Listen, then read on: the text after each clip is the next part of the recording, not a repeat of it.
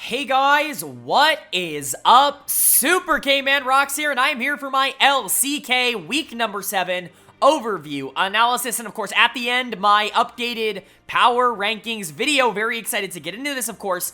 Didn't end up getting to week number 6 on the channel. I was out of town all of last week, as I've said on multiple different videos. I told you guys that that would be happening at the end of week number 5, and so there is no week number 6 video. We'll kind of very quickly go over some of the week 6 results at the beginning of this one in just a little bit, but most of this episode is just going to be focused on week number 7. We're getting closer and closer to the LCK playoffs. Really, this is the only league that hasn't, started their playoff process up until this point. LCS is about to start playoffs. LEC is about to start playoffs. Well, they have started playoffs, I should say. And LPL certainly has started playoffs. And so LCK, a little bit slower, I would say, than a lot of the other regions in terms of their schedule. But everybody else is just finishing super early. And I think the LCK is on pretty regular pace, I would say, overall. But in this one, we're going to get a much clearer idea of where a lot of these teams stand. So if you're excited, let me know down in the comments section below. Let me know what you thought of all the games this week. Who impressed you?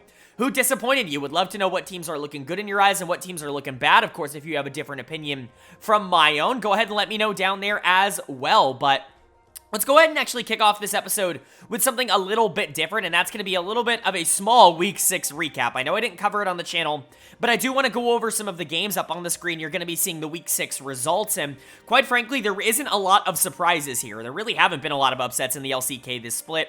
There, have been a couple here and there that have been, shocking. We saw Bro beat DK. I think we also saw Bro perform well this upcoming week. We saw, DRX beat T1 a couple of weeks ago, and so there's been a couple of upsets, but really nothing all that shocking for the most part. These weeks have been pretty standard. The only, real point-outable result, I would say, in a lot of these is the Kwangdong Freecs, who didn't get really a chance to talk about them in week number 6, but they were miserable in week number 6. They were really, really bad. They ended up losing 2-1 to Bro. They lost 0-2 to Liiv SANDBOX. These are two of the worst teams in the league, at the very least, I should say, two of the bottom 4 teams in the league, or, were two of the bottom 4 teams in the league. Kwangdong definitely kind of joining that. It feels like a lot of their momentum has been completely halted. This team has honestly gotten worse as the year has gone on, which is super disappointing. Now, I'm not going to point to one or two individual players, because I really do think the whole team is kind of disappointing right now, but the bot side of the map is just an absolute disaster. I do think there is talent on this team. I really like Dudu, and, I think a player like Gen.G's had a relatively okay split. Bulldog, I think has taken a major step back over the course of the summer split. He was much better in spring, and he's just kind of been meh in summer. He's had a couple of really bad games, specifically in that series against Bro. He had quite a few bad games, but it's really been this bot lane, I think, that has just completely torpedoed this team's hopes of being a guaranteed top 6 team, which at the time it looked like they were just gonna walk into that because of how inconsistent the bottom teams in the league are, but not so much anymore. It feels like Taiyun is pretty clearly the worst AD carry in the LCK at this point, and they can't figure out who they want to play in that support position, and so not a lot going right for KDF at the current moment. Everything else pretty predictable. The top teams winning: KDF, KT Rolster, not KDF, Gen.G, KT Rolster, DK, Hanwha Life being able to pick up wins that aren't against KT Rolster, T1 being able to beat the bottom teams, but still struggling to play against some of the top 4 without Faker. A lot of predictable results here. Nothing that is entirely shocking, but I do have updated power rankings to go over as well. Up on the screen, the standings after week number 6. Just going to quickly go over them, of course. First of all, Gen.G and KT Rolster have locked themselves in for playoffs. Not that that was ever really in doubt with how well those two teams have been playing. Gen.G is 12-0. KT having only lost one series this split to Gen.G, and so, pretty good splits from both of them, but they continue to stay at 1 and 2. DK and Hanwha Life are going to jump up to numbers 3 and 4, respectively for me. DK seems to have figured out a lot of their consistency problems. They're beating a lot of the more inconsistent teams a lot more consistently, which is really, really good. Gen.G and KT still feel a little bit out of reach for them as a team, but a lot of their weird struggles seem to have gone away, playing against some of the worst teams in the league. They seem to be able to beat them relatively efficiently, and Hanwha's just probably the best of the rest right now. T1 is going to fall down to number 5 because I really just don't trust this team all that much in their current form. They did play a lot better, I would say, in week number 6 than they played in week number 5. It seems like they are getting better every single series. Even in the series against DK, there were good moments. I thought Zeus had a really good week. I thought Keria played really well. Gumiyushi had some really good games. Jungle mid is definitely still struggling for them at the current moment, though, so they're going to fall to number 5. And then the bottom 5, I guess, is a bottom 5 again. And I hate saying that. Like, I really want KDF to kind of be in that conversation. But, man, they've just been miserable lately. They weren't able to pick up a win in Week 5 against some really good teams. And then they played the bad teams in Week 6 and also looked entirely bad. I think their bot lane is just holding them back too much. So, Bro jumps up to number 6 for me. I think somehow they're the most consistent of the bottom tier teams at the moment. I think DRX is certainly in that conversation. But to me, it's one of those two teams. And then Sandbox is going to jump back up to number 8, I should say, with their win over KDF. They fall all the way to number 9. I just don't think they're in very good form. Hopefully they're going to be able to figure things out, but it's just not looking good.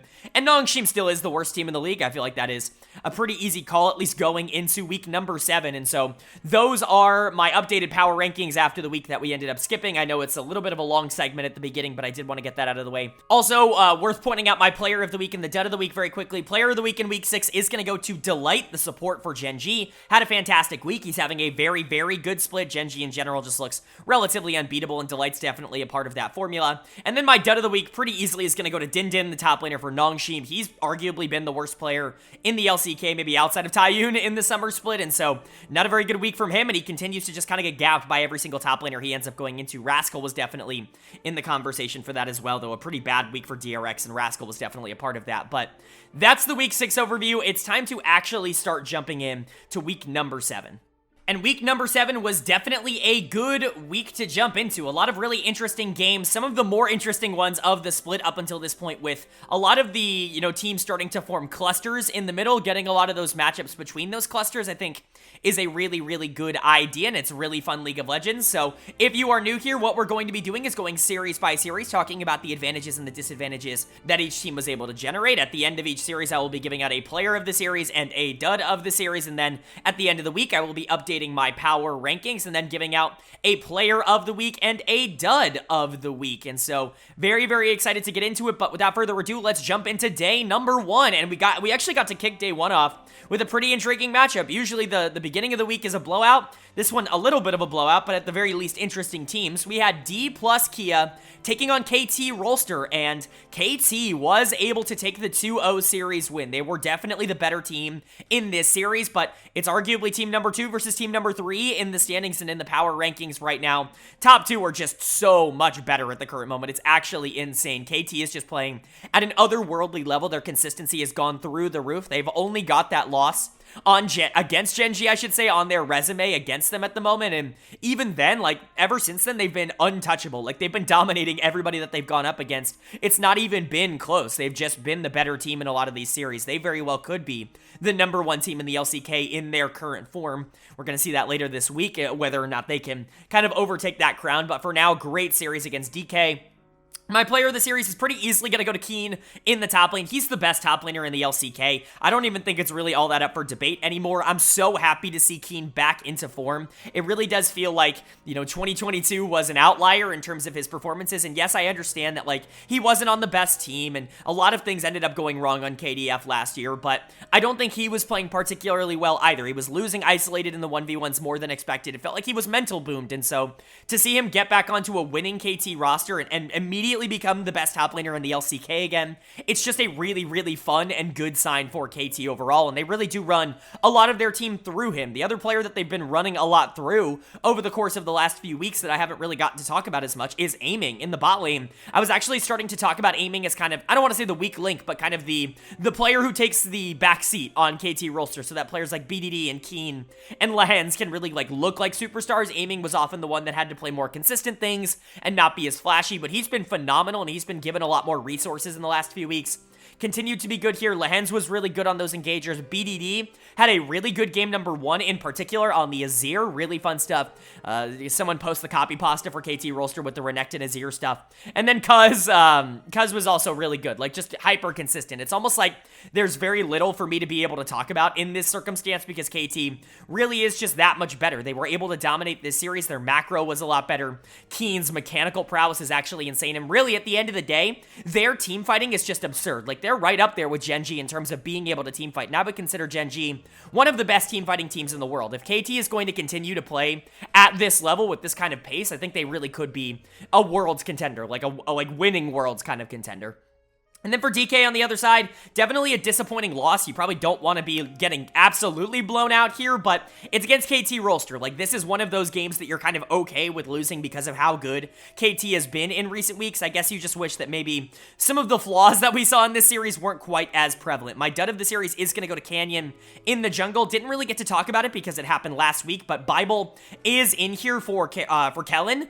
I don't really understand this move. I think Kellen is a very good support. I think he's been very positive for this team over the course of this year. I think him and Deft had very good 2v2 synergy in terms of being able to win early, but they wanted to go a different direction. They obviously wanted to get Bible in. He's been tearing up the LCK Challengers League, and so I can understand the idea of wanting to give him some time here in the LCK. I just don't necessarily think this is the right time to give that to him. I think Kellen is just a really good player and certainly does not deserve to be sitting on the bench, and I think a big problem is that it really doesn't feel like Bible and Canyon have particularly great synergy. Now, they were better last week, and so that does give me some confidence that, I don't know, maybe it was just KT Rolster, maybe it was just them getting outclassed a little bit, but both of them, I think, made each other worse in this series. Some of the rel engages just baited Canyon, I'll say, into going in circumstances he really shouldn't, and I think Canyon also just kind of turned his brain off towards the back half of some of these games once the team already got down, which is really unfortunate. I'm going to give dud of the series to Canyon because I do think that he made more bad plays. Like, at least Bible was trying to engage on rel, and some of those engages were good. I think the 2v2 wasn't all that successful, but Deft and Bible were relatively fine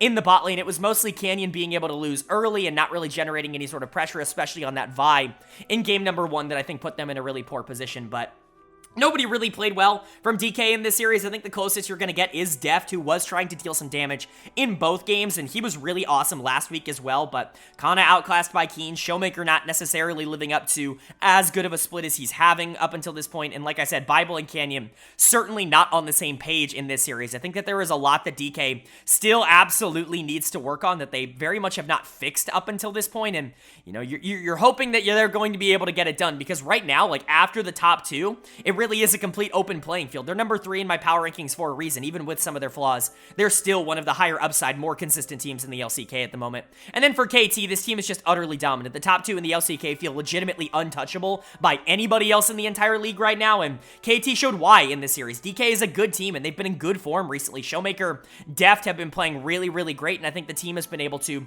kind of facilitate around them. Canyon had a really good series last week, but KT is just better. They're able to outskill them in a lot of key positions. They're able to win early, and their team fighting is near impeccable towards the back half of games. Keen is in full form on picks like Renekton, which is very difficult to stop. BDD has been awesome the whole split. Cuz has been one of the better junglers. Aiming and Lehens really feel like they're starting to get into perfect form right now. This team is just clicking on all cylinders, and they very well might be the single best team in Korea at the moment. And then moving on to our second series of day number 1. This one was also kind of interesting, I guess, much less interesting than I think we all thought it would be at the beginning of the split. We had Liiv SANDBOX taking on Hanwha Life Esports, and Hanwha Life is pretty easily going to be able to pick up the 2-0 series win here. Game 1 was a stomp. Game 2 was very much in their favor as well. They were just the better team by a large margin, and it really does look good to see Hanwha Life playing so well in the current moment. Now, obviously, I'm not trying to say that they're guaranteed to be like a top 2 team or anything like that, that they can compete with Gen.G or KT Rolster or just feel very out of reach of everybody, but Hanwha actually feels like a really good team, and a team that very well could go to Worlds this year, which I just don't think a lot of people expected going into this split. I think that, you know, spring was obviously such a disaster for them. There was upside, though, when they did turn things around in playoffs. They were top 4 in playoffs, and so I think there was like, oh, okay, maybe this is a team that can go to the World Championships. We placed in a World Championship spot, but I think DK was kind of everybody's favorite to kind of step up and kind of be that 4th team, and so to see Hanwha Life in that top 4 at the current moment, what with T1 struggling as much as they currently are, I think it's just a really good sign overall for these teams, and so, or for this team in particular, and I think their new player in particular is really what has kind of gotten them to this point. Player of the series for me is going to go to Grizzly in the jungle. I actually really like how he has gotten better. Basically every single series that he has played in the LCK really was okay at first, wasn't a superstar, certainly didn't look like somebody that was going to be pushing this team forward, but he was good, like really good on 2 games of Maokai here, and Willer, you know, to his credit, has been kind of bad this split, certainly has not been the Willer that we knew from spring, but Grizzly just outplayed him in both games. Incredibly great pathing, and really just got a ton of advantages on the map. The map control from Hanwha Life was ginormous in this game, and there was really nothing SANDBOX could do towards you know, the back half of these games, 15 plus minutes in, it felt like the Maokai had full zone control, that there really wasn't a way to engage upon him. And so I give a lot of that credit to Grizzly. I think he played really, really well. And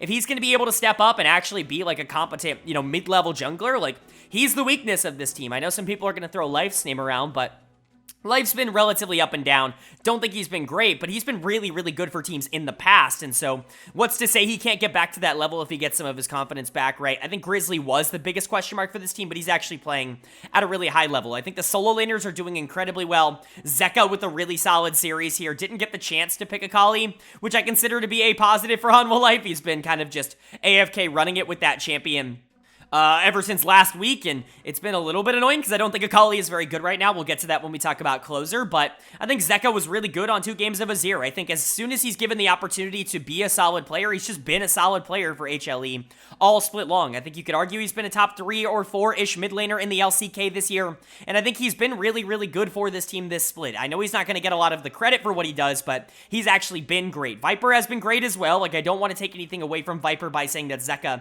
has also been really good, but I think both of them have been good. I don't think it's one player, you know, kind of carrying this team across the finish line. They've been competitive and they've been near the top of the standings because of both of them. And I also think Kingen has been good in the top lane, especially recently. I think he's gotten into form in the last like 2 or so weeks, and I think if he can keep that up as we go into playoffs, that's going to be really big for this team overall. So Hanwha Liif actually looking like they're in a good position right now. SANDBOX obviously not so much. That win over KDF looked pretty good last week. It was like, okay, well, KDF looked like a playoff team for a majority of this split, and, you know, SANDBOX came in and was able to beat them. That's good. You know, this is a team that everybody thought was going to be a playoff team with the addition of Teddy, but things are just not working out for them. It's everybody on this team. There's not really one player that has been more consistent. Now, the exception to that, in my opinion, has been Clear in the top lane ever since he came in for SANDBOX. He was really good last week, actually showed a lot of upside and promise in that top lane role. Clear is a player that I think a lot of people have been excited about for a little while now, and so, you know, there's reason to believe that, you know, there's some upside in the top lane with being able to play through Clear and not being the worst team in the league, but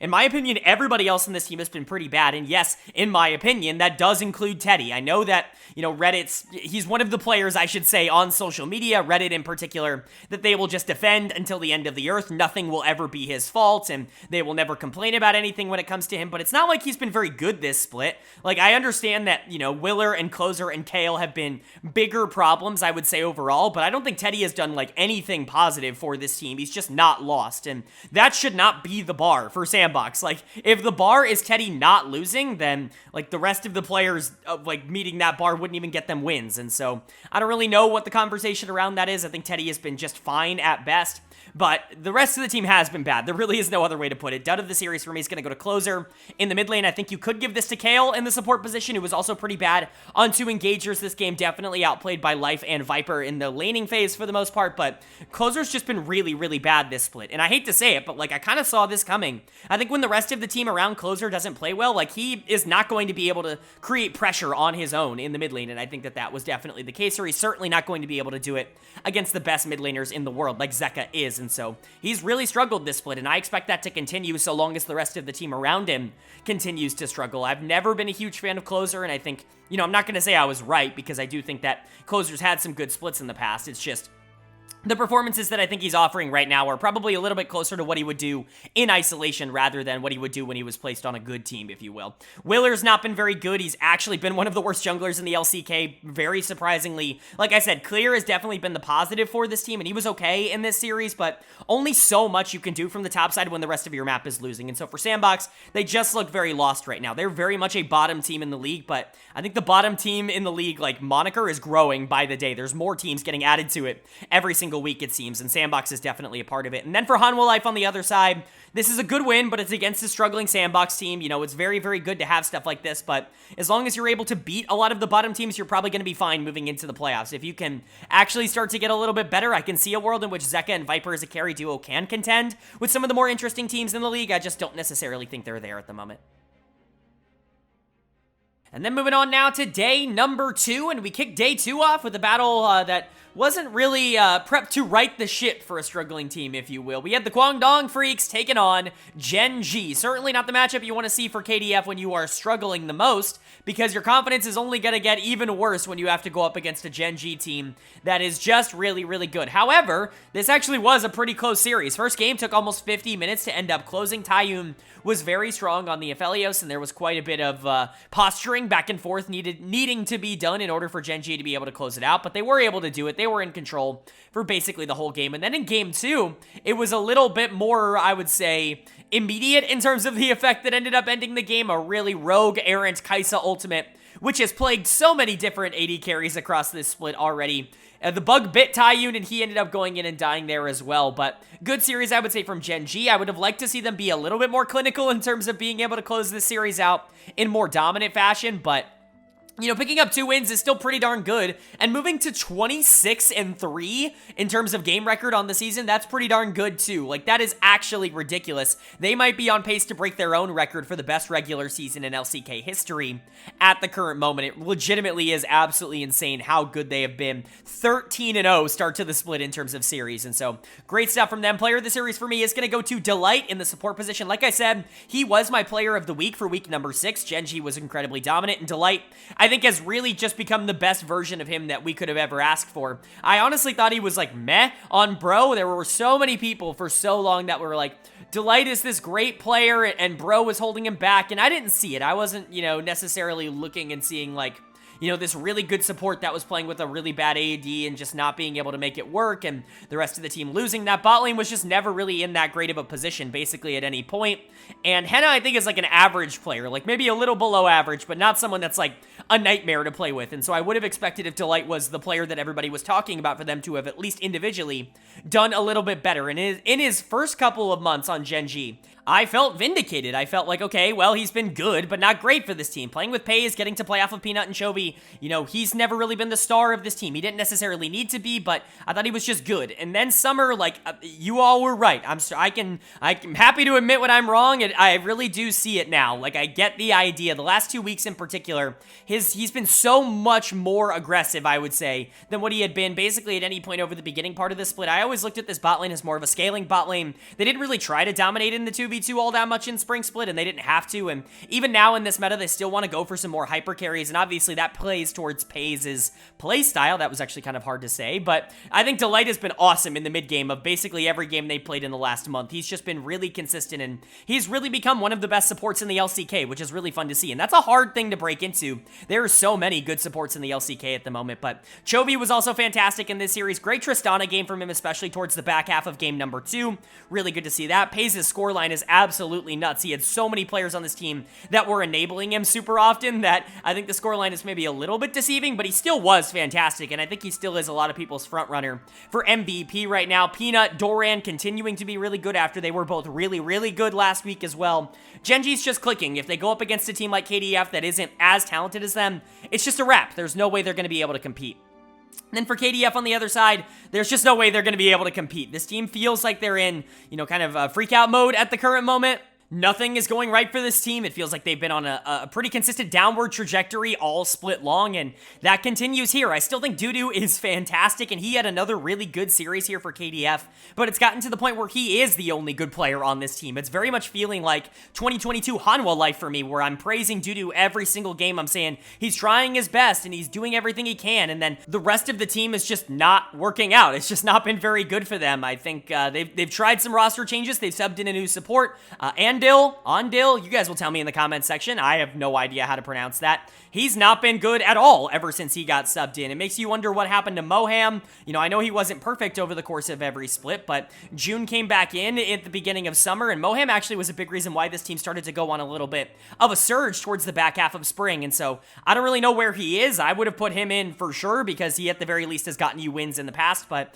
maybe you really like Andil or whatever his name is as a player. It's just not necessarily working out. Taiyun was good in game number 1 and then single-handedly lost the game with a really bad Kai'Sa ult in game number 2. Not that you can blame the entire loss onto him. You know, obviously, if the rest of the team had been in a better position, they wouldn't have required him to make that play, but it is what it is. This bot lane is the worst in the LCK, though, and I think it really is what's holding KDF back from being a relevant team really at all, especially against, like, Gen.G, but even in terms of being a team that competes for top 6. I think their bot lane being as bad as it has been is a major problem. Now, that's not to say jungle mid has been good. I actually think Bulldog, like I said earlier, has taken some major steps back. I think Youngjae has really not been nearly as consistent as he was as a facilitator at the beginning of this split. It's really just doo-doo. It's like a 1v9 army there for KDF, and that's just not going to be able to work in the top lane. As much as I like him as a player, if this team continues to play at this level, it's just not going to be very good. I didn't say it, but Andil is going to be my dud of the series. I don't think that's going to be as a major surprise here. A lot of bad engages coming out on the Rakan, on the Alistar, just not a lot of, not a lot of pressure coming from that side of the map. That's all I'll say. But KDF is not very good right now. I dropped them down to number 9 in my power rankings, and honestly, they super deserve that. Like, this is a team that I wanted to be a little bit more cautious on moving down because it really has been kind of a recent phenomena that they've not been very good, but they've really not been very good, and this series definitely propagated that. And then for Gen.G, they're the best team in the league until they get dethroned. Now, again, like I said for KT earlier, the test is going to come later in the week when those two face off against each other. But at least for now, this team is sitting at 26-3, 13-0. It's pretty darn good. And then moving on to our second series of day number 2 now, and it's a battle between two teams near the bottom of the standings that only further complicates the situation. We've got DRX taking on NS RedForce, and of course NS was able to take this series 2-1, because that's the most complicating thing that could absolutely happen, is NS just being better in this series, and I don't really know what to tell you, man. The bottom 5 teams are just all bad. Like, they are all bad. There are 5 good teams in the LCK, in my opinion. Maybe, T1 is somewhere in the middle of that, at least at the current moment, but I'll consider them a good team because, when Faker comes back, I think they're going to be just fine. But there are 5 good teams in the LCK at the moment and 5 bad teams in the LCK at the moment. I'm comfortable saying that. I know bro fans are going to be mad at me. We'll get to them later, but NS winning here just further makes this even more difficult because who's the worst team in the LCK? I have no idea. I mean, literally no clue. There's so many different options and they're all correct at this point. But let's talk about NS because they did play the series relatively well. Both games 1 and 3 were actually really good from them, and I did like how they were able to execute, but I think the big addition to this team, or the big change that they made, was Fiesta coming back out and Quad coming back in. Of course, Quad getting benched for Fiesta at the beginning of the split was certainly an idea. I think Fiesta played relatively okay, but he had started to not play as okay, and Quad came back in for game number 3 here and was easily the best player on the Rift. He was very clearly the most important player towards what NS wanted to do and trying to win the game, and I think he had the individual best game of the series, so he's actually going to be getting my player of the series despite only playing 1 of the 3 games. I think not playing in game 2 actually helped his case a lot because Fiesta got mega outplayed in game number 2, but Quad was really, really good in that game number 3, and I don't know who they're going to settle on here for the mid lane. Quad obviously is probably going to continue playing because he played so well in the 3rd game. I would imagine that you're just rolling with him until he stops being good, and then maybe you give Fiesta more of a shot. I think you're just trying to find anybody who can play in that position right now, but, whoever you end up landing on, they just have to give you serviceable level mid lane play. This team is not trying to make top 6, or at least, I shouldn't say that, because honestly, with how bad the LCK is at the moment, like, they could still make top 6. It's very much, like, possible, even at 3 and 10. They're very much still in the race. That's where we're at, but I think Quad is definitely the better choice at the current moment, and I think he proved that in the 3rd and final game of this series. Jiwoo and Peter were also really good, just really consistent across this whole series. Great game 1 from them. The Xayah Alistar was really, really fun to watch, but the Xayah Rakan in game 3 was also a big deal. I just like Jiwoo. I think he's a really good player, probably the best on NS by a pretty considerable margin, and while Peter hasn't exactly been the player that I think we all kind of wanted him to be after his short stint on NS last year, I think he's still been relatively fine. There are worse supports in the LCK, even if there are a lot better supports in the LCK. He's not a superstar like I think we all had maybe hoped that he would become, and it's certainly not over for him, in that option, but, I think Jiwoo is definitely the more standout member of this bot lane, and he was good in this series. Din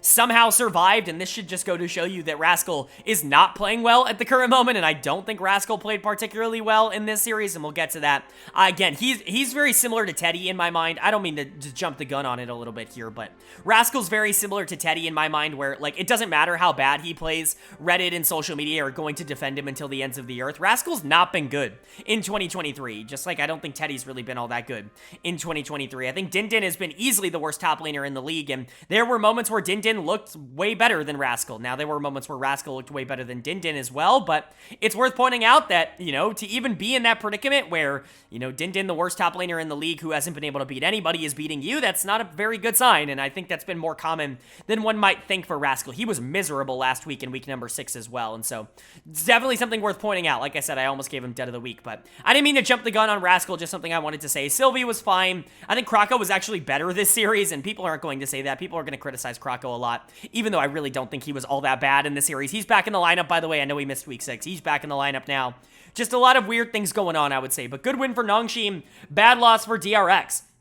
With how bad Kwangdong Freecs have been, and, with Bro being a very inconsistent team from game to game, and with SANDBOX not playing well, and there are just so many reasons to believe that DRX needed this win because they are actually still in the playoff hunt, which is crazy to say, but like I said, 5-6 wins at the end of this split might get you into playoffs, which is absurd. Going, 6-12 might be a playoff team right now, which is crazy, but it's the world we live in, and DRX unfortunately kind of fumbling their opportunity here. Fate's gonna get my dud of the series. He was easily the worst player in that pivotal third game, miserable on Tristana, and honestly, he's really crashed back down to earth after I thought he was really good when he was reinserted back into the lineup. He was not good in week number 6, and I think he's definitely not starting off week number 7 all that well. While he did do really well into Fiesta in that second game, he was really bad in the quad in that third and final one, which does get him dud of the series for me. Paddock is just simply too aggressive in certain situations, stepping up way too far on Ashe, and I think he gets punished for it.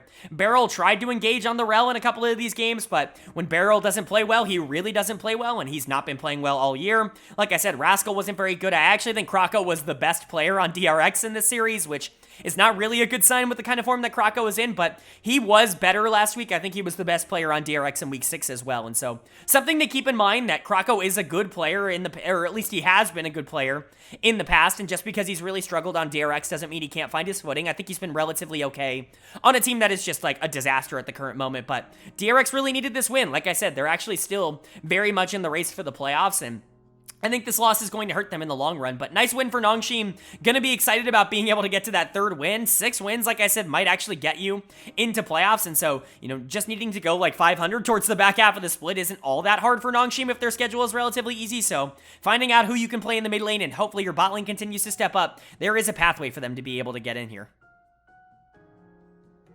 And now moving on to day number 3, and we kick day 3 off with a matchup that's always a banger here in the LCK. OK BRION taking on Dplus KIA, and barely DK is going to be able to come out of this series on top. They are going to be able to take the final 2 games of the series, but Bro utterly obliterated them in the first game. They put up a 0 spot, or DK, I should say, put up a 0 spot in game number 1. It was looking like, Bro just always has had DK's number. Even when Damwon was the best team in the world, when we're talking 2019, 2020, 2021, Bro always beat them. It's so crazy just how these orgs seem to have weird chemistry when they play against each other, but DK was able to take this to tie up the season series at 1 apiece, which is massive. If they went down 2-0 against Bro over the course of the regular season, that would have been insane, but we'll get into why I think Bro is the pretty clear choice right now for the 6th best team in the LCK, which is insane, dude. They're 3-10. I can't reiterate this enough. They're 3-10. But DK at number 3, I think, feels pretty good as well. They finally started to figure out that as a formula, they can play to protect their AD carry, and they can win games off of that. It's kind of wild that it took them this long for DK to figure that out, but they've gotten there. Player of the series is going to go to Deft. He was given a ton of resources in this game, basically for one of the first times this split, and it's kind of wild that it's taken them this long to get here. I like Showmaker as much as the next guy, and I think Canyon is a good player, and obviously he's always going to be at least a little bit resource heavy, but being able to enable your AD carry, Deft, who is having a great year up until this point, feels like such a no-brainer in the current meta with how many hyper-scaling AD carries are really good at the moment, and so finally, we get to see Deft with a lot of resources, and he does great with them. I've said this before, I'll say this again. I think Deft has been a lot better this year than he was last year, and he won the World Championships last year, and so I think that individually, he's been a monster. He's been really good in lane. He's been more consistent out of lane. I've really liked what I've seen from Deft. I think he's been getting a bit more praise from a lot of people, and I think he definitely deserves it. He's a really, really good player, and probably the most consistent player that DK has. He's going to be the one that I think they should play for if they want to win more consistently, and then I still like the other players players on this team. Bible has settled in and gotten relatively good for this team. I'm still not sold that he's going to be the best addition to this team trying to make the World Championships, but who knows if he's going to play the entire year. If he continues to play the entire year, it's certainly an interesting choice, but he was pretty good in this series, especially towards the back half on that Nautilus in game number 3. And then I do like Showmaker and Canyon. I think they've been all right, but Kana was actually the other big standout member, in my opinion, from DK in this series. And honestly, Kana's been really good over the course of the summer split. He's not going to, grab a lot of the headlines and the attention because Showmaker and Deft as a carry duo have been really, really good for DK, but Kana, I think, has been one of the more consistent top laners in the LCK. I think, obviously with the emergence of Dudu, I don't know if he's like a top 3 guy, but he's certainly top 5. Like, he's certainly top half, and I think that's definitely good enough for a team that is just trying to make the World Championships. Top 2 does feel a little bit out of reach for them at the moment, but Kana's been a very good threat for them, and he went up into Morgan in this game and looked really, really good. So DK being able to take out, Bro in this series, I definitely think is going to be a positive that they're happy to take away from this. But Bro being able to compete, I think, is another positive. This team just never, takes games off against DK. And had one of his, 4 or 5 really good games of the split here against DK in game number 1. Unfortunately for him, games 2 and 3 were not nearly as good from him.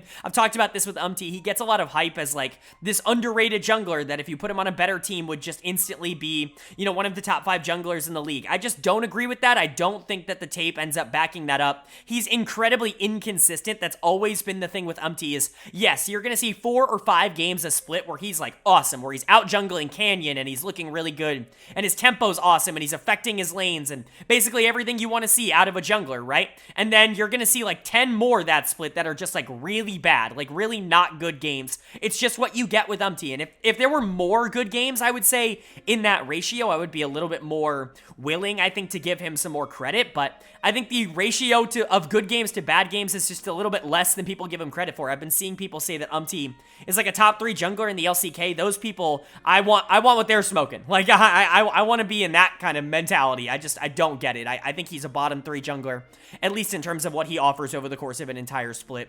I don't think he was the problem, though. Like I said, kind of was in games 2 and 3, but he was good in game number 1. I think bot lane continues to be a little bit of an issue for this team. My dud of the series is going to go to effort. Henna's okay, and I think that's kind of a big problem for Bro. He is good at surviving, and he's good at not necessarily getting a lot of attention in the bot lane, but when other teams put a lot of attention into the bot lane and try to, get their bot laner ahead, like DK did with Deft, Henna's not necessarily the one that's going to be able to survive, and I don't think Effort's very good.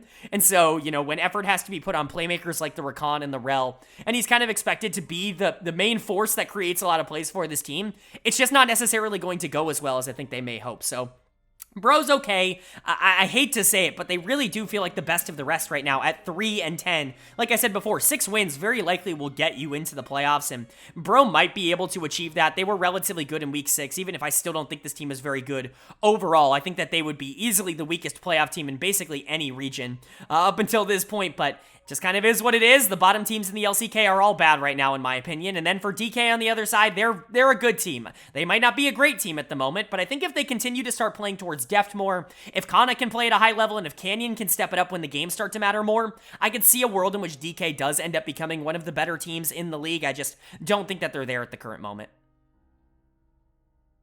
And then moving on to our second series of day number 3, and this one is definitely one that I was excited to talk about. We've got Hanwha Life Esports taking on T1, and Hanwha is going to be able to pick up that 2-0 series win, and they were definitely the better team in this series. They were kind of dominant throughout all of it. Now, there were moments where a couple of T1 players looked good. I shouldn't say a couple, where Gumayushi was trying his best to save this series and to save T1's mental in this season, but Hanwha Life is just better as a team right now, and one player in particular has been completely unlocked on Hanwha. It is over for the league because Grizzly is here. Oh my god, I did not see this coming.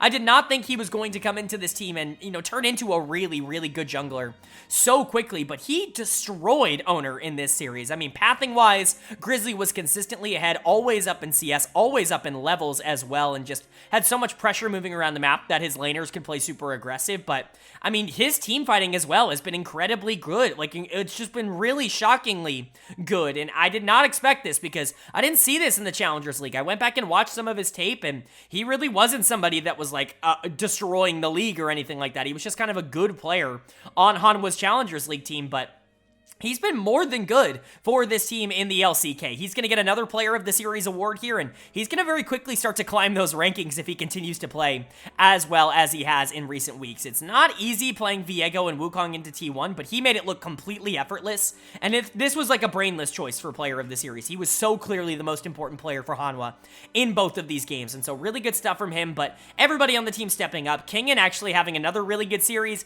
It's that time of year where Kingen starts to play a lot better as we approach summer playoffs. This happened last year as well for DRX. Very interesting that it's happening again. He got the Rumble, which is a very strong pick, and then the Renekton, doing well on both of them. Gonna be interesting to see if Kingen can continue to be one of the more interesting top laners in the league. If he can do that over a long stretch of time, I don't know, man. Hanwha could be a very dangerous team. Viper and Liiv are starting to get it together. Viper's still really good, but Liiv actually had a sneaky, phenomenal series here for Hanwha. Like, he was terrific, so much better than what KT was offering on the other side of the map. I know Viper's going to get a lot of the credit because he's the one that people like, but Liiv was, like, way better, in my opinion, in these two games in particular. So really good to see that. Zeka and Viper being the two players that I talk about last for this Hanwha Liiv team is massive because they've been, like, the solo carries for this team over the course of this year up until this point, but just really good stuff from this team. If they can continue to play at a high level, if Grizzly in particular is actually going to be like a top, 4 jungler in the league, like he kind of performed like in the last 2 weeks, like that completely changes the outlook for Hanwha Liiv, and they could be a lot better than number 4 in the power rankings if that continues to be the case. And then for T1 on the other side, I'm not going to say it's disaster because, Hanwha Life's a good team. Like, if they lost to, I don't know, DRX or anything like that, maybe I would start to claim it was a disaster. Jokes, obviously, but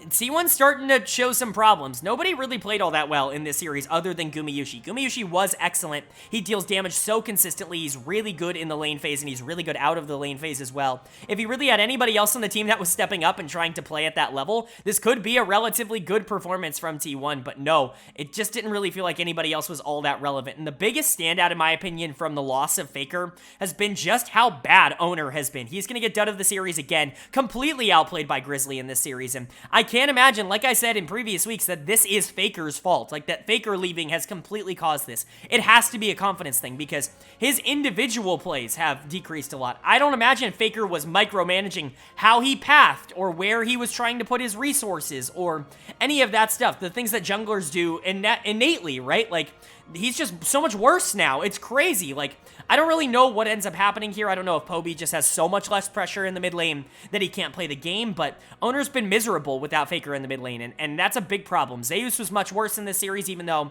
I think he was actually pretty good in week 6. One of the better performing members of T1 for sure. Poby's just a black hole in terms of pressure. He never wins lane, and he's so passive in terms of the things that he builds because he has no confidence for being able to be a carry on this team, that it's really not like anything in the mid lane, and carry has certainly not been a positive. It's just Guma right now trying his absolute best to bring this team into some stage where they can actually start winning games, but T1's been a problem, and if they continue to be this bad, like, they're gonna be in playoffs. It's gonna take an absolute miracle for them to miss playoffs at this point. I've been talking about how 6 is probably the magic number. They already hit 7, so I don't imagine they're going to be in danger, but, like, they could absolutely be a first-round playoff exit if things do not get in order now. Faker might be back in time for playoffs, but that might not fix every single problem that this team has. As I've said, in the past, a lot of the things that are going wrong for them right now are not just like macro problems. They're individual mechanical problems. So interesting to see what ends up happening with T1, one of the biggest storylines in the world right now. And then for Hanwha on the other side, this team's actually really good. Like, they're a top 4 team at minimum in the LCK at the moment. They could be even better than that. If Zeka and Viper are playing well, if Grizzly's going to step up and be part of that big 3, Kingen's getting into form, Liiv had a great series. Like, Hanwha's legitimately a scary team at the moment, and I think pretty much everybody else in the league's got to watch out. But now we get to move into the series that everybody was most looking forward to here in week number 7, and this is a top-of-the-table clash. We've been talking about a top 2. Well, here they go, head-to-head. We had a matchup between Gen.G and KT Rolster, and KT is going to be able to take it with a 2-0 sweep. They didn't drop a game, and both games, quite frankly, were stomps. Like, KT was so much better than Gen.G in this series, and it's going to be hard to kind of get some takeaways from this, because I do think it was a little bit of both. I think KT, obviously, is just a super good team, and I think, as they proved in this series, the best team in the LCK at the current moment, which is crazy. Who saw that coming at the beginning of the year? You KT fans in my comment section definitely did. But Gen.G, I think, also just had, like, a super uncharacteristically bad series, like a couple of really big misplays coming in from some players that just haven't had a ton of those misplays over the course of this year up until this point, and so there's definitely some weirdness, I think, going on that I don't know if it would be necessarily, like, true in the playoffs, right? When these teams are a little bit more locked in, is this series going to look exactly like this? I don't know, but what I do know is that KT is ready and willing to punish any mistake that even some of the best teams in the world make, and they did that in this series. They were basically perfect across both of these games. So many crazy good plays. My player of the series is going to go to Lehens in the support position. He's gotten so many of these this year. He's tied for first place in terms of player of the series for me right now in week number 7, which is, you know, pretty insane. He's certainly an MVP candidate in my opinion, but I think one of the most telling things for how good Lehens was in this series is that Alistar game in game 2. While obviously it was great on the surface, you go and watch Delight play Alistar in game 1 and you see him unable to do basically anything, and you see a lot of the individual, like, macro decisions that he makes in terms of where to be on the map and how far to push forward. We see him struggle with that, and then Lehens just picks it up in game 2 and just puts on an absolute masterclass. That should go to show you just how good Lehens is playing at the current moment. He's probably the best support in the LCK right now, you know, with KIA really struggling, and, you know, that's awesome. I'm really happy to see that. I'm really happy to see this KT team really working, I should say. Aiming has been really good. He's been in fantastic form in the recent weeks. Obviously, I've talked about that. Started off this year relatively slow, I guess, for, like, you know, the standards that he's at now. Wasn't bad or anything, just, like, wasn't awesome like he is now. He's really built himself up to being one of the better ADCs in the league. And then BDD's just been one of the best mids all year long. Keen is probably the best top laner. Cuz has been super consistent in the jungle. KT is just rolling everywhere on the map right now, and I really don't see a lot of avenues for other teams to be able to get back into series against them. They're just so clinical in how they play the game. They're so aggressive, and they're so mechanically talented. There really isn't any major holes in KT's game. The big major hole from this team in spring was their consistency, but they've been hyper consistent over the course of this split up until this point. Their only loss coming to Gen.G on the other side of the map. And so, you know, I think everything positive you can say about KT, they have absolutely earned up until this point. And then Gen.G, I mean, I don't really know how to analyze this series. You played so uncharacteristically bad that I don't even know if this is like the real you or if something just went horribly wrong. Specifically, Doran and Delight had pretty miserable series. Delight was awful in game number 1 on the Alistar, was consistently in the wrong spots, was messing up the easy combo. Just really not sure what ended up happening there, but dud of the series for me is going to go to Doran in the top lane, and Doran had very sneakily been fantastic up until this point. You know, going into Keen, certainly not an easy matchup. Keen's probably the best top laner in the LCK, but Doran had been like absolutely rolling up until this point. Like, you could make an argument he had been the best player on Gen.G over the past 2 weeks, and he got bodied in this matchup, and so I don't really know what was happening. He got killed basically on repeat trying to get any sort of gold back in that top lane matchup, and it was basically just free farm coming in from KT Rolster. Not a good series from Doran. Peanut wasn't active nearly enough. The Ivern game in game 1 was pretty bad. The Sejuani game in game 2 also lost a lot of pressure, and while I do think Chovy and Pays were trying to bring the game back at least a little bit, they also weren't clinical. They weren't their usual selves. You know, Chovy didn't dominate lane phase against BDD. Pays really didn't have all that much pressure because Delight wasn't doing all that well in the 2v2. There were so many things that ended up going wrong for Gen.G that, like, I don't know if I can expect a series like this to happen again. I'm not saying KT wouldn't be the better team no matter what, but to expect Gen.G to play at this level, I think, in a series that might have a little bit more importance, I'm just not necessarily sure I can expect that. But if this Gen.G is the version that we're going to get when we get to those big games, you know, this team does kind of have a reputation of not doing as well internationally that they absolutely have not earned. This team made semifinals of Worlds last year, which is still really good. Like, JDG got that rep as well, you know, underperforming, quote-unquote, at the World Championship. Semifinals at Worlds is really freaking good, and I really want to make that, like, a clear point. Like, getting top 4 in the world is really good, even if your ambitions are bigger than that, and obviously there was, you know, claims of them underperforming at MSI, but really it was just their loss to T1. That was disappointing. Losing to Billy is not an underperformance. Billy's really good, and so, you know, Gen.G I still think is going to be fine, and I think they're going to be able to step it up. They always do a lot better in LCK playoffs, but this was a really bad performance. And for KT, like, if you're going to be able to play like this against the other best team in the league, you're going to cruise to an LCK title. Like, that really is where KT is looking at this point. They're the best team in the LCK at the moment. They're one of the best teams in every single role at the moment, and really, they genuinely look unstoppable. And then moving on to our second series of day number 4, and these battles at the bottom of the standings have become significantly more important with some of the failures, I'll say, of those teams. We have NS RedForce taking on the Kwangdong Freecs, and NS with a 2-0 week, a 3-1 win, or 2-1 win, I should say here, a 3-game win, if you will, and KDF continues their free fall down the standings. They move to 4-10 after being, like, I think 4-6, like somewhere around there, 4-5, maybe even better than that, like 4-4, somewhere in that zone. But Nongshim is now sitting at 4-10, which means that they're tied in terms of that record. And wouldn't you know it, a lot of the other teams that are fighting for those spots are also right around that record. And so kind of crazy, but we are actually in a spot where a team with 6 wins, you know, is going to be potentially in the playoffs in the LCK purely because nobody wants to take that 6th seed.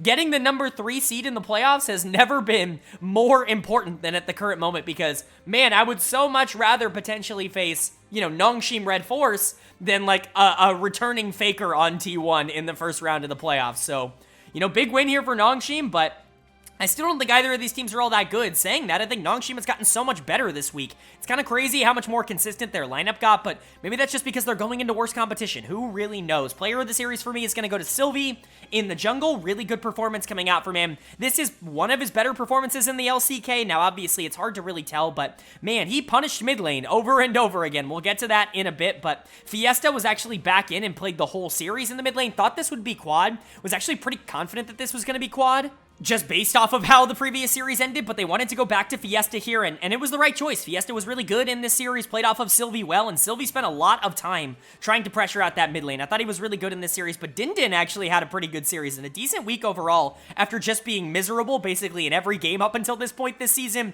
Was going into Dudu, who is a good player, had a couple of up and down games is the best that I will give him, but was actually really good in their Game 2 win, was certainly the most important player on KDF again in their win, which is just kind of a trend with Dudu, but Din was actually more than holding his own. Always funny to get this matchup, kind of the reverse versions of each other, if you will. You got to turn that N upside down into a U, and all of a sudden it's the same player. Very, very funny, haha, but Din was actually pretty solid. Jiwoo and Peter continue to be really, really big positives for this team. Jiwoo is just so talented, and he was like heavily outclassing what Taiyun was doing on the other side of the map. This bot lane is just straight up better than what KDF has to offer, and again, that's not particularly surprising, but Nongshim like legitimately looking actually good in this series is kind of a shock to me. It wasn't like, you know, them being a little bit more inconsistent. Like, they got to 10 wins here, like, off their own merit. They were solid here. KDF is just a disaster, though. There really is no other way to put it. Like, I don't even have anything good to say about this anymore. My dud of the series is going to go to Bulldog in the mid lane. This team is completely imploded. I think they're 0-6 in their last 6 series. It might even be worse than that. They might be 0-7 or something like that. We'll get to it, obviously, in the final standings, but nobody on this team is playing well. Dudu's had good games, and I think for the most part, he still is a very good player. He's the one holdout, I would say, like we talked about earlier this week, but it really is everybody else that sucks. I know people really want to hold on to the idea that Bulldog is good, but he's not good yet. Like, he was pretty decent in spring, and he had moments where he looked really, really solid. I was starting to buy into the hype, and then summer hit, and it's like complete regression. And I understand he's still super duper young, and obviously the potential is still there. Like, you want him to be a top, 4, top 5 guy in the LCK. I absolutely think he could be that, even relatively soon, right? I just don't think he's there right now, and I think ranking him as such is just a little bit over-aggressive in terms of actually what he's been able to do on the Rift. He's just not been very consistent. His over-aggression gets him into trouble a lot more than it helps him, and you have games like you do in games 1 and 3 where he's just completely useless on 2 very different styles of champion. Akali, who's very bad right now, and Talia, who I wouldn't consider particularly strong right now. He was good on the Tristana, but Tristana is also incredibly broken at the current moment. Taiyun and Andil in the bot lane, also not very good. Youngjae was alright, didn't make any major errors, but Sylvie had so much more pressure on the map in terms of his pathing, and like I said, Dudu was kind of the standout in terms of what KDF was actually able to do, but for the most part, this was a really bad performance from a team that has very quickly become very, very bad. Like, they're a bottom 1, bottom 2 team in the LCK at their current form, and I don't think anybody was going to be saying that, not only at the beginning of the split, but even 3 weeks into the split. They looked like a really clear playoff team with SANDBOX struggling, but they have completely fallen off the wagon. Their confidence is completely shot, and their mechanics have decreased a lot. I don't think KDF is going to be very good over the rest of this split, and I think we should honestly just expect more of this, to be honest. And then for Nongshim on the other side, really nice win. Again, it's weird to say it, but they're very much in the playoff picture, and being able to continuously win against some of these worst teams in the league, that's massive. Having a 2-0 week is huge for Nongshim. If they're going to be able to keep this up and beat some of the worst teams in the league, what's to stop them from ending with 6 wins and getting that number 6 seed? I know it's incredibly improbable, especially with how this team has started the split and just kind of their outlook in general. Nobody really saw them as playoff threats for most of the split, but a really strong week here should inspire at least some confidence that, I don't know, maybe it's not impossible for them. And then moving on to our final day of LCK action here in week number 7, and we get the biggest upset of the week for sure in this one, as we saw T1 taking on OK BRION. And Bro picks up the win. Of course they do. This team's actually playing kinda well right now. And I can't say I'm entirely surprised. There were always pieces, but I've said this before on this channel. Like, you could say that about a lot of different teams in the world. A lot of the bad teams in the world have quote-unquote pieces and are close and just need to work on X part of the game or just need to get more consistent here or whatever, right? Like, I think you could say that for pretty much any major region team in the world at the current moment, and so I really wasn't believing in Bro. I was not a Bro lever up until this point, but this is a pretty darn good win. They have 4 series wins on the year. 2 of them are against Dplus KIA and T1. That's pretty darn good for Bro. Now, if only they can get a little bit more consistent at beating some of the other bad teams in the league, they would actually be a team that I think could make playoffs and definitely are still in the race. I mean, they're also at 4 and 10. They're right there with, you know, Nongshim and with KDF and basically everybody else that's in the running for the 6 seed. DRX, SANDBOX, like that whole bottom 5 is all still in the running, which is insane. But this was a great series from Bro. Player of the series was a no-brainer. It's going to go to Karis in the mid lane. Whatever they did to Karis when they sent him back down to the Challengers League to get him a little bit more confidence, ever since he came back up and got back into this lineup, he has been really good for this team, and I'm really happy to see it. This was a player that played with a ton of confidence when he was originally in the Challengers League for Gen.G. I really liked him back in the day on that team in that role when he was, you know, brought up to play for Hanwha Life. I didn't necessarily think that team was going to be good, but I liked Karis' future in the LCK. It just didn't necessarily look like that was going to pan out. It looked like a couple of bottom teams were going to kind of ruin that.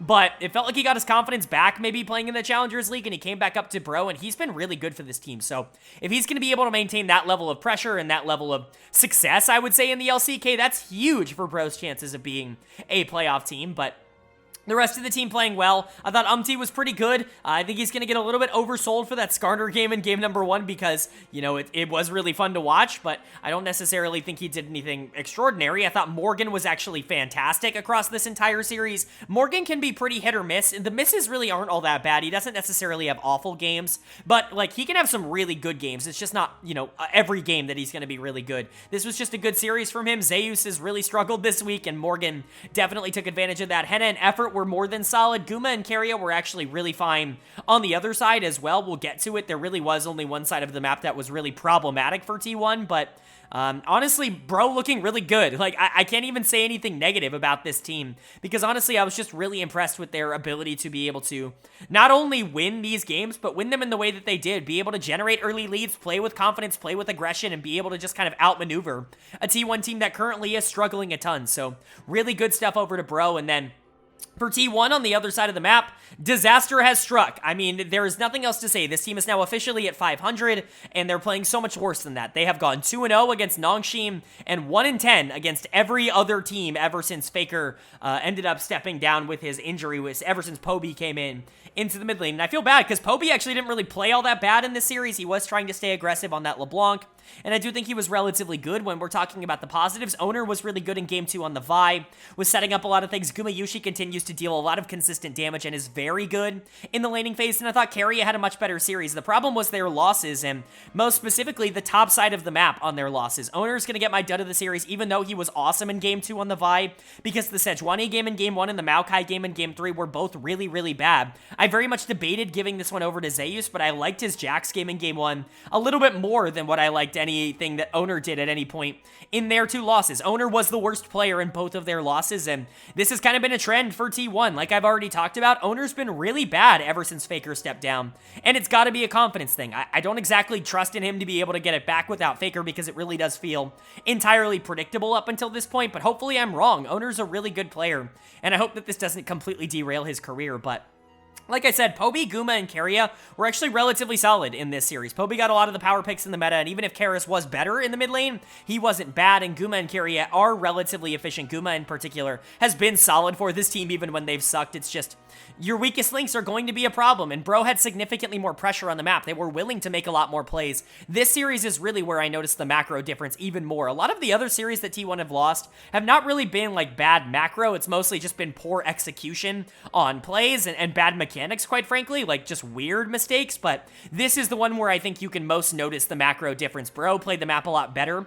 towards the beginning part of both Game 1 and Game 3, and they were able to take it because of it. So T1's in full panic mode. This looks like a team that is in a very bad spot right now. They're probably still going to be able to make playoffs just because the bottom half of the LCK really is that weak, but this is not a team I feel confident in at all, and Faker needs to come back for playoffs or else this team is utterly doomed and will not be going to Worlds. And then for Bro on the other side, really nice win. This team really wants to make playoffs, and a golden opportunity is opened up for them with the bottom two teams in the playoffs really struggling, KDF and T1, and so Bro's taking advantage of it. Hopefully they're going to be able to keep it up. They do have competition, like I've said, but this was a really good showing and a really good sign that says that, I don't know, maybe this team is a top 6 team in the LCK right now.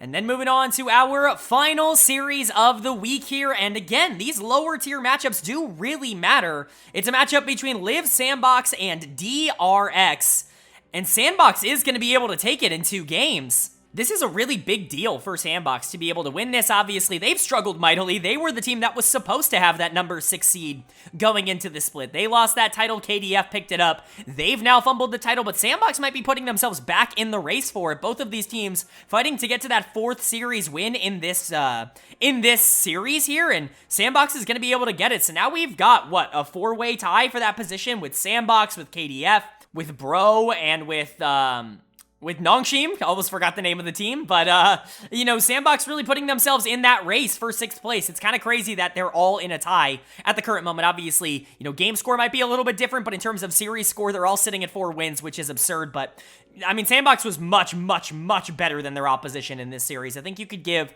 a big shout out to basically everybody on the roster. They won across the board in both games, and that's very impressive. I'm going to give player of the series to Closer in the mid lane. It felt like his Yone game was definitely the big highlight of the series for this team, and I think you were really looking for something like that. Getting him back to basics on something that he's very comfortable with in the Yone that can be played with, you know, a lot of the other meta picks in the, in the meta right now. Meta picks in the meta? What am I talking about? A lot of the other meta picks right now is really good. I think Yone is actually kind of underplayed by a lot of the other major regions right now. I think, you know, champions like Akali should not really be being prioritized, in my opinion. I think Yone just kind of does what she does a little bit more actively, and I think you can do a bit more. You can kind of play off the team comp a little bit better, especially with the other mid laners that are currently meta, but Closer looking really good in game number 2. I think Willer had a much better series. That's going to happen when you go into DRX. Enemy jungler is going to feel a lot better because their support is incredibly inactive right now. Beryl seems to have completely given up on the game, which we'll talk about in a bit, but DRX also can't find a jungler that can stay consistent. I actually said that Krako had probably been their best player through their last 3 series, and I do stand by that, but he was really bad in game 1, so they ended up going back to Juhan in game 2 to try to play towards the Kazakhs. That also did not work out really at all. I'm not going to blame it entirely on those two. I think that there were a lot of players on this team that did end up running it this series, but Willer was a lot more consistent at being able to generate early leads and being able to pressure. Great Nocturne game from him in game number 1. I thought Kale was sensational in this game, game 2 in particular on the Maokai. Just an awesome one from him. Very funny to see Kale pull out the Maokai support and just dominate Beryl on it because, you know, Beryl being the Maokai support player, it's really funny how that ends up working out, but Teddy looking really good on the Kai'Sa when he was set up for. Honestly, everybody on SANDBOX won. Clear did a really good job in the top lane, going against his former organization. Just a lot of really big positives to take away for SANDBOX. Everybody won and everybody was better, and I think that's a good thing. And then for DRX, everybody lost and everybody was worse, and I think that's a bad thing for them. Not a very good showing. DRX has always been a team that struggles against some of the bottom teams in the league. They look relatively competitive when they get a win against, like, you know, one of the better teams, like when they were able to beat T1, but the consistency with which they're able to do anything with it after that is just zero. There's nothing there. Dud of the series for me could go to basically anybody. I'm going to give it to Rascal in the top lane because he was straight up running it for a majority of this series, and, you know, I hate to say it, man, this is just what Rascal has been in 2023. I think this is going to be more of like a, I don't want to say a Keen situation because Keen was never this bad, but almost like a BDD situation last year where he's just on like a miserable team, and next year, hopefully he gets on a better roster and can do a little bit better, but to pretend like he's had a good year, it would just be a mistake. Like, I hear all this like Rascal is ELO hell, Rascal should join Dplus KIA because he's better than Kana. Absurd. Like, you'd have to be blind to see that. I've even seen people say he should be on Gen.G over Doran. Those types of people, I don't think I'm ever going to understand. I don't think I'm ever going to be on the same page as them. But Rascal's not been very good this split. Yes, he's got all the tools to still be one of the better top laners in the LCK and hell, even in the world, but to pretend like 2023 has been a good year for him, it's a lie. It's copium, and it's really not been very good. But, you know, you can blame it a lot on the atmosphere and just on the state of the team. But he's gotten to the point where he's, like, running it every game. He was miserable the last 2 weeks, like, genuinely losing them games, like, by himself. And then Paddock in the bot lane was also not very good. Sometimes the aggressive playstyle works, and sometimes you just die over and over again. And that's what happened here. Kale was consistently catching him out, not only in lane, but out of lane as well. I talked about Krako and Juhan not necessarily having a good game apiece, like either of them. Fate wasn't very good in the mid lane. Beryl, like I said, just got completely outplayed by the Maokai support, especially in that second game. Nobody was doing well on DRX. This was a miserable performance from the team as a whole, and, you know, with so many teams kind of clustered, obviously, they're not eliminated by any means from the playoffs up until this point, even at 3-11, but, you know, getting to that 4th win would have put them in a really interesting spot towards the back half of the split. Instead, it's SANDBOX getting to that 4th win, and a team that, you know, I think a lot of people predicted to be able to get into the playoffs in the first place might actually have a shot after majorly disappointing in the beginning to still get there in the end. All right, but that is going to do it for my LCK week number 7 overview and analysis video. I do hope you guys enjoyed. Up on the screen right now is going to be the updated LCK standings after 7 weeks of action. Number 1 to number 10, we've got 4 teams officially locked into the playoffs. Of course, KT and Gen.G locked before this week, but Hanwha and Dplus KIA joining them. Not really all that up for debate. These are the 4 teams that feel like the good teams in the LCK at the current moment, and then the other 6 all duking it out. T1 should be, you know, relatively safe at 7 wins, you would hope, with how the season ends. I think they only need to get like 1 or 2 more. Hell, they might even be safe at 7, depending on how things go, but, you know, they're not doing all that hot right now, and then we'll get into the bottom 5, because it's time to talk about my power rankings. In the first column to the right, you're going to see my updated power rankings. In the second column, you're going to see how those have changed from last week to this week. So let's go over the risers and the fallers, of course, at the top. KT Rolster, going to be jumping Gen.G, beating them this week, although I do still think it's a lot closer than that series ended up entailing. I think it probably will be closer. These are the 2 best teams in the LCK by a ginormous margin right now. They're both playing really well. And then you got DK and Hanwha staying at 3 and 4. I was very tempted to move Hanwha up to number 3 this week because I do think they played incredibly well, and they've been very hot as of late, and especially if Grizzly is going to play like he did this week, I have a lot of confidence in this team, but DK hasn't really done anything to make me want to move them down. They were also pretty decent this week, except, you know, when they played a really good KT Rolster team, and so I'm not going to punish them too hard for that. But, you know, if DK moves down to number 4 in the upcoming weeks, if Hanwha is the number 3 best team, you know, that's, I think, very real, and I wouldn't be surprised if I make that change next week. But T1 for now is going to stay at number 5. God, they are not playing like number 5, but again, if Faker does come back, this team should be better than number 5, and so I'm trying to find a little bit of a middle ground because I do think the bottom 5 teams are all just bad. Like, none of them are really all that good. Right now, it's BRION that's going to be at number 6 still. Still feel like they're the best of the rest right now. Being able to take down T1, I think, was a really nice win, and, you know, hold their own against DK, I think, was solid. This team is playing relatively well, especially in comparison to the rest of the LCK.